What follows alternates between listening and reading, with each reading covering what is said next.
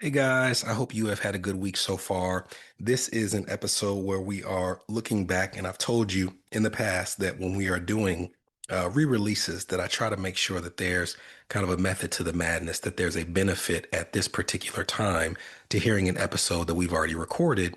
This week's episode is not as much about a benefit as it is a tribute. So if you are someone who's listened to this podcast for a long time, you have heard the name Courtney Hale. Courtney is someone who I was introduced to by my wife shortly after we got married. And there are very few people I've met like post college who have become like family to me, probably a handful of people. And Courtney is one of the first in that handful. I consider him like a brother. I love him and I love his daughter Ever. And at the time that we did his My Money Story episode, they were coming off of a tremendous loss. He had lost his wife, Tia. Ever had lost her mother. And we highlighted a good bit of their money story, how they had triumphed through trials and found joy through those tribulations and moved forward. We also talked about the fact that Ever had sickle cell. Now, there have been a great number of updates in their life since then. They've moved to the DC area. Courtney has added to his business. So, in addition to Super Money Kids, he now also does investment courses and is on several different radio and podcasts on a national level where he's teaching the foundations of financial literacy. He has found love again with his lovely fiance, Ronnie. Ever has, transitioned to Maryland and thrived as Ever will always thrive. But the one constant has been that Ever still has sickle cell and has struggled with sickle cell for a while, valiantly so. And they decided recently that they were going to do a bone marrow transplant to heal Ever's sickle cell. And not only that, but that Courtney would be the donor. So to me, if you heard that first episode, which is what we're going to highlight today, you know that they've already been through a lot, but you also know that they've overcome a lot. This is just one more thing to add to the pile with this family. And out of my love for them, Courtney, Ever, Ronnie, their extended family, I wanted to make sure that we highlighted that story on today's episode on the eve, maybe not the eve, I need to find out the exact day of the procedure, but we'll put a link in the show notes to the post where they announced what they're going through so you can give them their love and support. He is family to me, which means he's family to the New Money, New Problems podcast. And I hope you enjoy this look back in time at Courtney Hale's money story.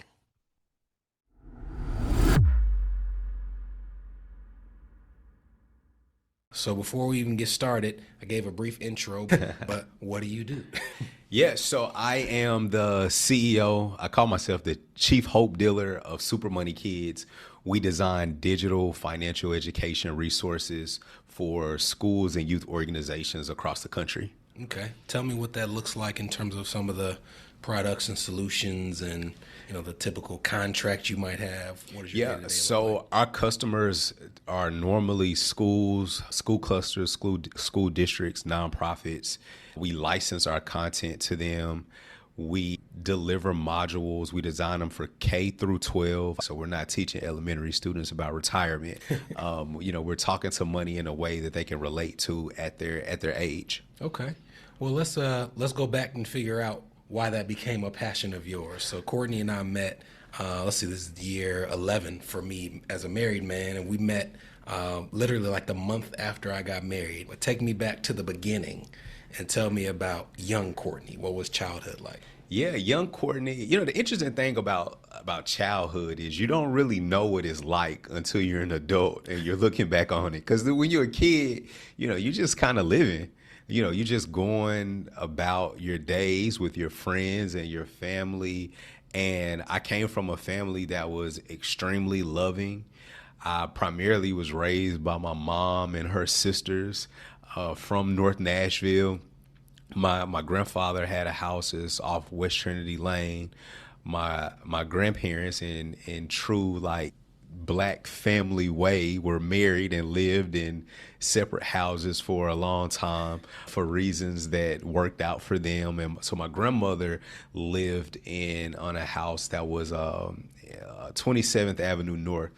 And that's where we spent a lot of our extra time. And that street is like on one end of the street, we had a bootlegger. and he made his liquor, and he attracted certain people. I thought you were talking about DVDs. Not that type of bootlegging, like the original bootlegging, okay? The original bootlegging. So he had, his whole setup on that end of the street, that block. He had a corner block. And then on the opposite end of the street was I call it like a crack house outlet mall. It was just like house after house, just dope house. And I remember how protective my family was of me at that time. But my point of bringing that up was I didn't come from a place where there was a lot of money or a lot of wealth. There was a ton of love. There was a lot of hope. There was a ton of optimism, but there wasn't a lot of money. I lived with my grandfather until I was almost middle school. Elementary school, we were kind of like back and forth a little bit.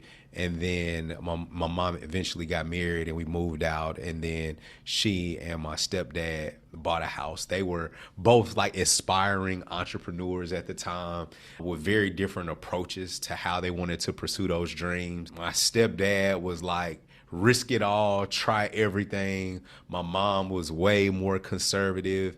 And I mean, they had clashes and they were different in so many ways, and it made so much sense for them to get divorced later on. I think it gave us all more peace, to be perfectly honest. But those were my dynamics growing up. It's like growing up around a lot of people where there wasn't money, but then having parents who were ambitious and really wanted like that American dream, and they were scraping together every crumb that they had to keep the lights on, to keep us fed, and to fuel their dreams. And it just wasn't enough for all of those things to happen. And those stories, a lot of detail in between, but those stories definitely have crafted my ideas about money and my feelings about money. So you keep growing. Hunters Lane. Went to Hunters Lane. Hunters Lane High School. Tennessee State. Went to Tennessee State. For college. Okay. Now, at some point in your TSU journey, you met Tia. Mm-hmm. Tell me about that. So we didn't meet at TSU. We had known each other since high school, and we were just friends. I kind of like dated one of her friends for a little while. We were cool. We knew each other that way. But what happened was we had a class together at TSU, and there's so much behind this, but she was in like a health sciences major. She was an occupational therapy, and we had a business class together. And there was really no reason for her to have that class as a requirement to graduate as a health sciences major. And she fought with the heads of her department, fought with her advisors to not have to take that extra class because she already had a really heavy workload. And one thing about Tia was she didn't really lose very many fights. And you would just have to know her to know what I'm talking about. But she did not lose fights with anybody. And even health-wise, she just did not lose fights. In our marriage, even when she was dead wrong, she still didn't lose the fights in her eyes. But the one fight she lost was to drop that class. They did not let her drop that class.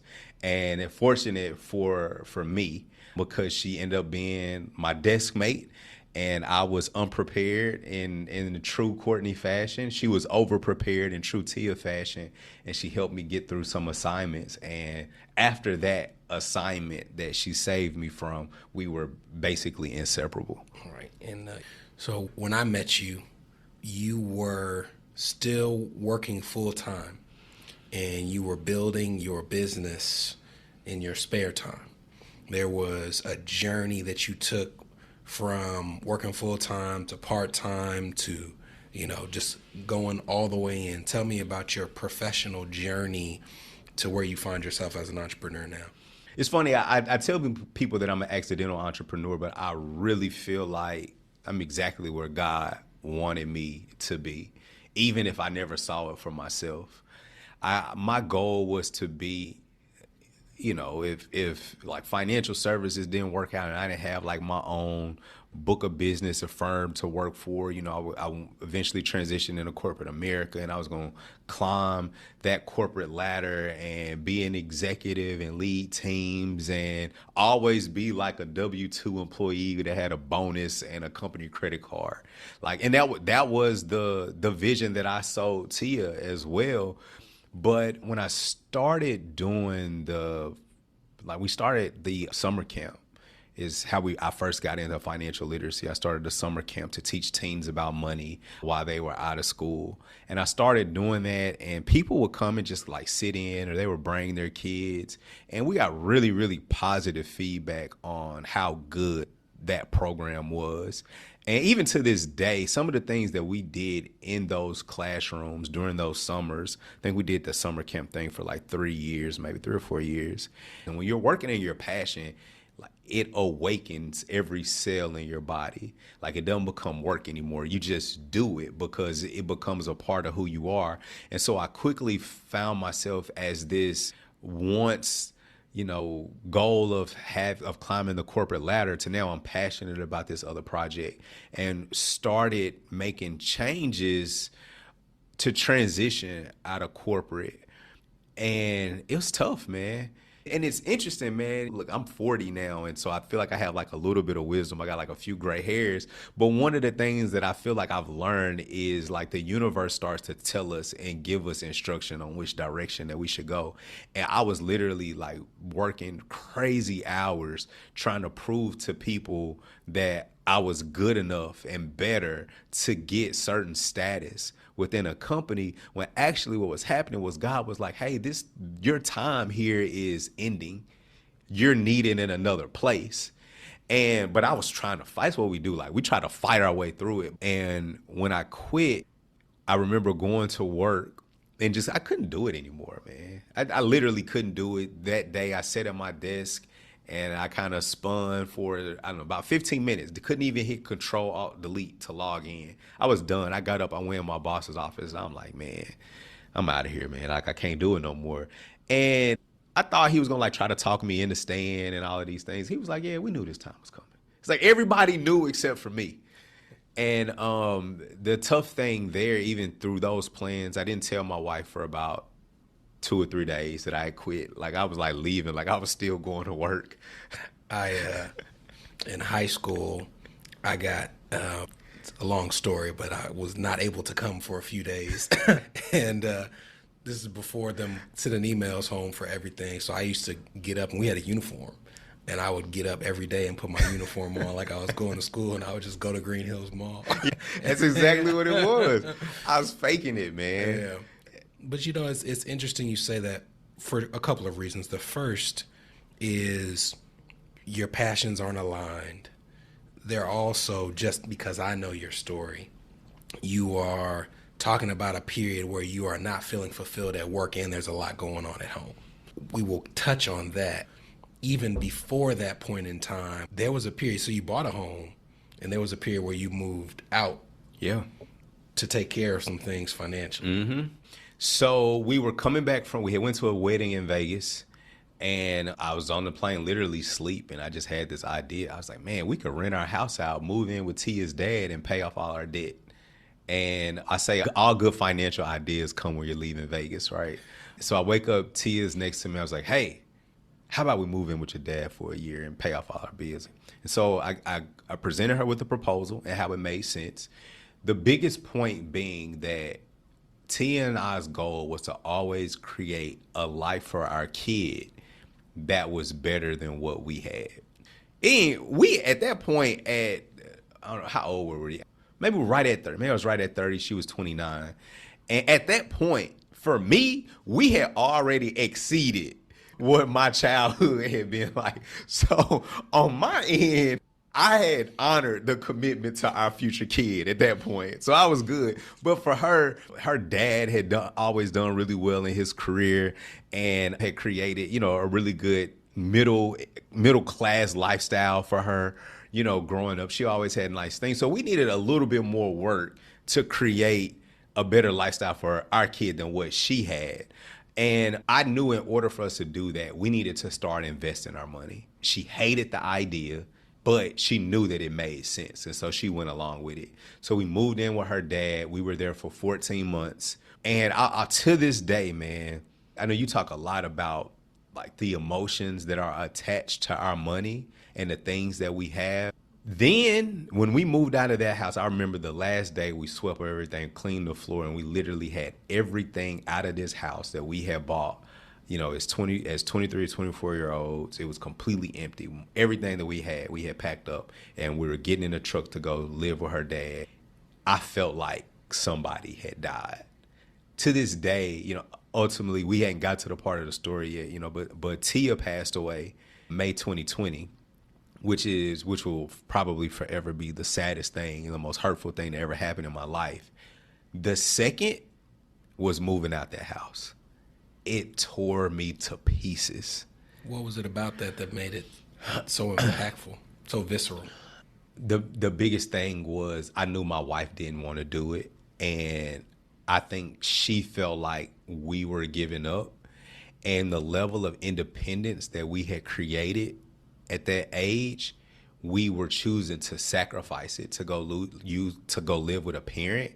And I think that she felt defeated, and I took on those same feelings. I knew what we were doing was right.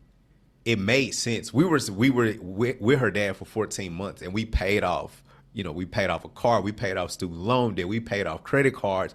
We paid off 40 some odd $1,000 of debt in a year. It was the right decision, but you know, we care about our wives and we want our wives to be happy, and so anyway, so it was just hard. Yeah. I took on her feelings about it, and it wasn't that we were giving up our independence. We were investing to have greater independence later. Yeah. You know, you and I have had conversations, but even on the podcast, some of the earliest listener feedback that we received was when I told people that they needed to stop contributing to their 401k if they had not reached a minimal amount of savings, or if they were getting slammed by credit card debt. And it's a little deflating if it's the first user feedback, like, hey, man, I got this brand new shiny podcast. And someone's like, what are you talking about?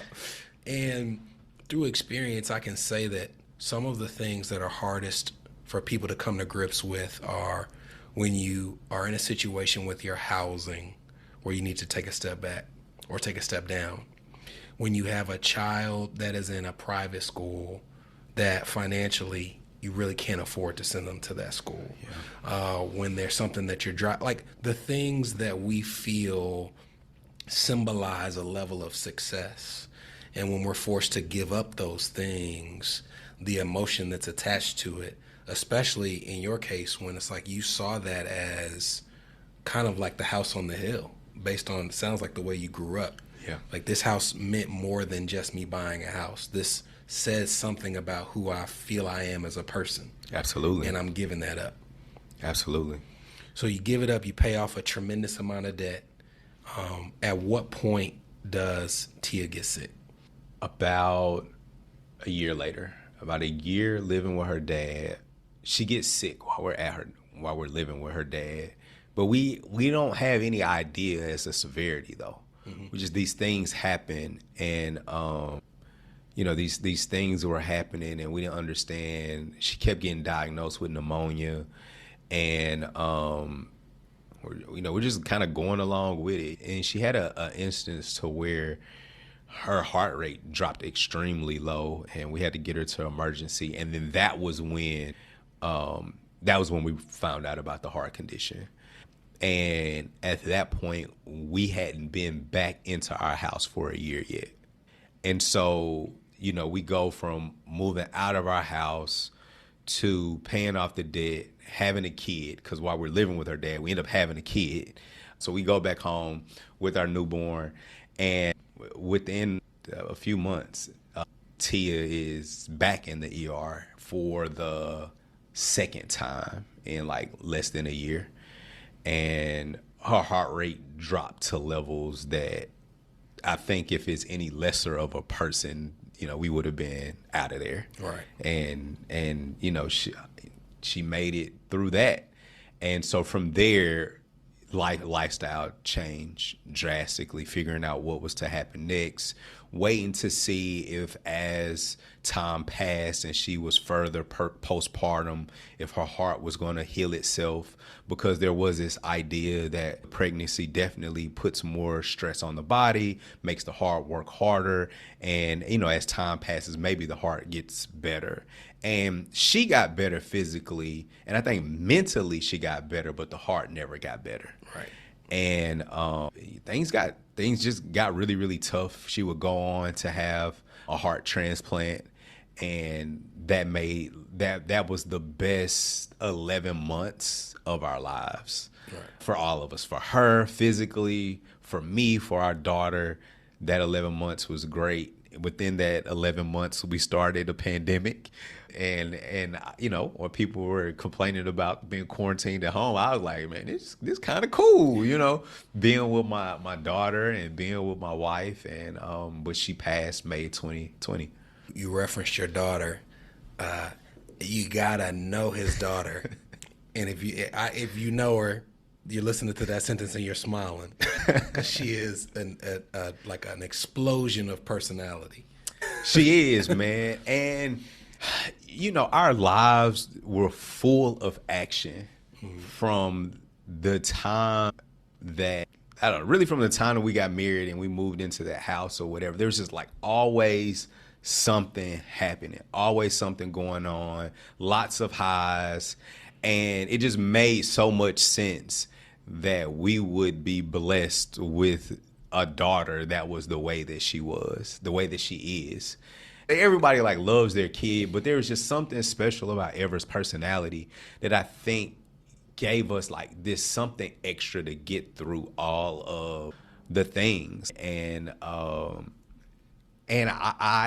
know for a fact that, that little girl brought something else out of her mom that helped her make it time after time after time. Right. This is the New Money, New Problems podcast, a show for successful professionals searching for the tools they need to navigate financial opportunities and obstacles they've never seen. We'll be right back. Are you wondering what new money problems you might be overlooking in your financial life? If so, we've got great news. We've crafted the New Money, New Problems Gap Finder to identify potential weaknesses in your finances in areas ranging from budgeting, investments, insurance, and even the threat your extended family's finances could pose to your household. Please head to newmoneynewproblems.com/gapfinder to complete it today. Again, that's newmoneynewproblems.com/gapfinder to take the assessment.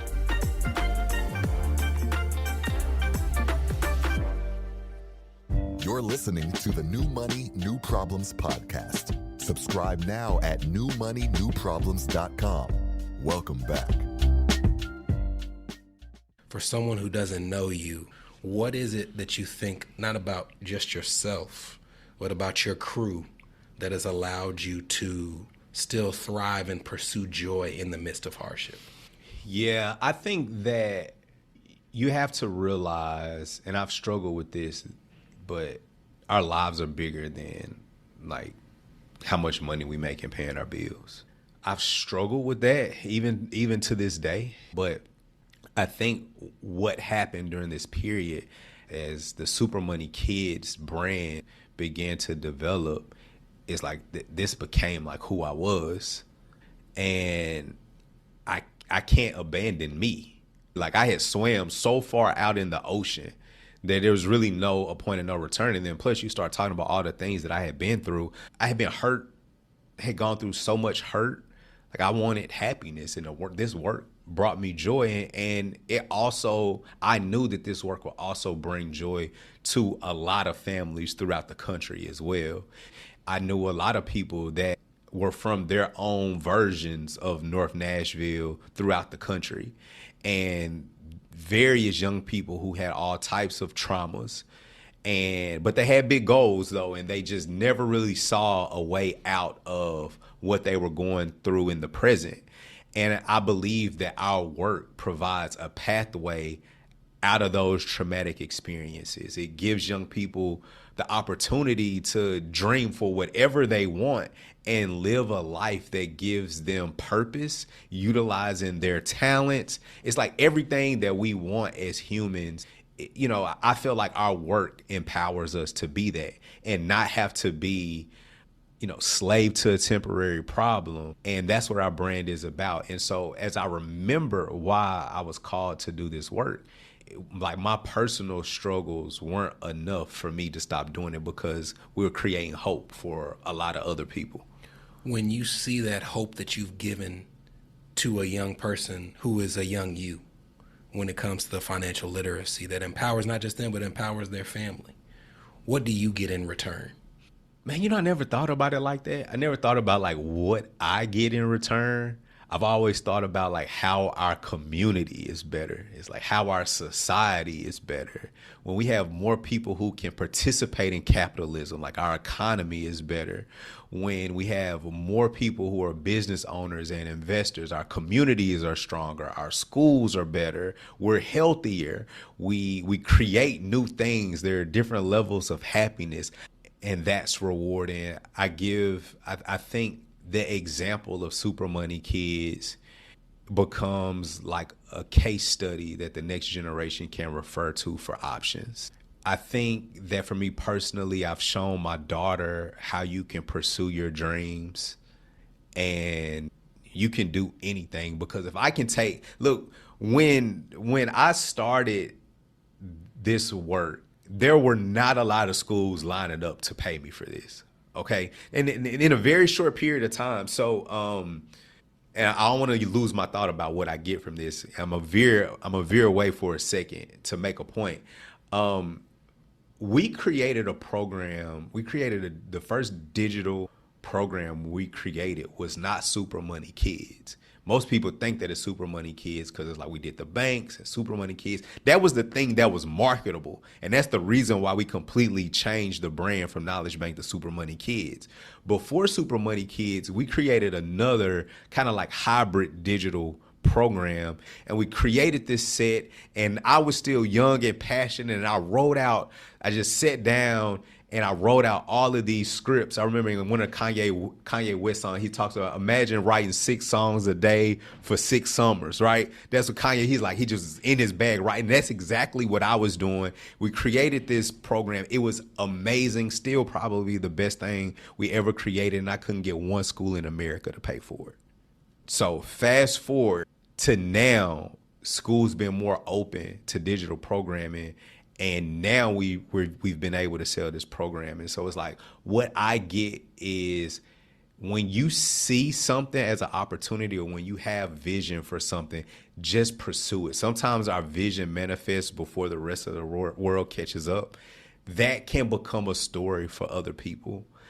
And then I gave all of those examples, but then the thing for me that'll make me like sit back and just be like, you know, my personal satisfaction is just that I did it. Like I said, I wanted to do this thing, and it wasn't about the money. It wasn't about the publicity. It was honestly, all of it's not even about the social impact. It's just for me personally, I said that I wanted to do something, and I actually did it, and it was successful. Like that's my satisfaction. That's it. Like I'm happy with that. Through the 11 years, you have had joy. This is probably the most at peace that I've seen you. Why? Man, I know better than anybody that like tomorrow's not promised. I don't care how old you are, how good you look, how much money you have. Like it's not promised. We don't have a lot of time here. And you can't waste these moments in worry. It's like, worrying about the future, the regret from the past. It's like, no, like you would just be here. And I mean, that's kind of come through pain. Like I'm still not doing everything right. I'm doing a lot. I'm doing a lot of things right, actually. I'm doing a lot of things right, and I'm happy about that. And I'm not going to be perfect, but I want to enjoy the moment. Like early on, when you get married, getting married is a lot for me. I speak for myself. Getting married was a big responsibility, and I took that with pride, and I wanted to do it well. And I knew that I needed to be able to provide. I had an amazing father-in-law who had created an amazing lifestyle for my wife, and I wanted her to continue to be happy with her standards of living. I wanted her to be proud that I was her husband. So I always put a lot of pressure on myself for the wrong things. And now it's just like I'm not putting pressure on myself. I'm not worrying as much.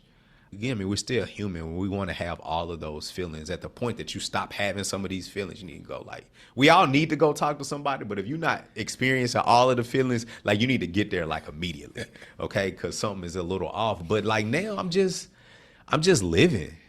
I'm just living. That's powerful. We're bringing this to a close. You know what I'm about to ask you. We ask everybody about their financial habits. So I will ask you all of the things we're talking about. In spite of the hardships, entrepreneurship, you are a business owner that's made it through a length of time that a lot of people don't, survive entrepreneurship. You're a property owner, which we didn't cover, but you have rental properties. Your business is growing. You travel. You've built a life that is admirable. But there are things that we all do with money where we're not acting at our best. Yes. Can be, something that gets in the way of your success. When you are operating at your worst, what are some of the habits that make it hard for you to succeed financially? This one is really, really tricky for me because I know exactly what I want to say, and I know how it can be perceived. But I am really planning for my next breakthrough. And I feel like from a business perspective, what's involved in that is great investment, right? And I feel sometimes I'm over investing, and I'm I know I'm gonna get it back. I really think that that's my biggest problem right now. And I've done it in the past too, over invest. And then just the idea of I'll make it back, that is a problematic mental space to be in. I suffer from it. The worst thing that happened to a gambler is for them to win. Yeah, it's tough, man. It really I think that there are benefits, and I definitely think there are weaknesses. I talk about the dynamics between my parents growing up, and I talk about my stepdad just willing to risk it all and do whatever, and my mom being more conservative. And although they clashed, I think they were both right. And but even in that, I still think that I lean more towards my stepdad. And in my head, it's I know that I'll make it back. But I always think that that's in a moment where I am tired and I don't have a lot of justification, and maybe I'm not all of the way thinking things. I'm not stopping. I'm just going. That's the biggest thing right now. Okay. Now there's positives. The flip side to everything. What are the things about your personality that help you succeed financially, that you feel are unique to you? I think that now I am thinking about, to whereas before I used to think about, man, how I'm going to get, how we're going to make money next month, the month after that. I may think, 2-3 months at a time. Now I'm really thinking about 5 years. And I'm always thinking about, what's the next investment, and how can I be a part of an opportunity that would not have been given to me without certain relationships. Understood. Well, I want to thank you for being willing to share your story, good, bad, and indifferent. I knew a lot of it. It's always good to share unique stories with the world, especially for those that I love, and I love you. I appreciate you, and thank you for being a guest on the New Money, New Problems podcast. Hey, man, this is this podcast is going to inspire, educate. Like this podcast is like, this is the next one. Okay. All right. Like you don't know it yet, but the themes that come out in this, like these are conversations that need to be had as we're in the middle of like the greatest transfer of wealth in American history, and in the midst of a number of different things that's happening right now. These are conversations that need to be had. People know it, and just get ready, man. I'm thankful to be able to be like, one day, if you go back to episode 3, go back to, I don't know, where we, episode 11, I don't know, you're going to be on episode 325. I'm like, y'all go back and check out my interview. I was episode number 11. So I'm appreciative of being able to make the credits. Hey, I received it. Yeah. From New Money, New Problems, this was the New Money, New Problems podcast, a show for successful professionals searching for the tools they need to navigate financial opportunities and obstacles they've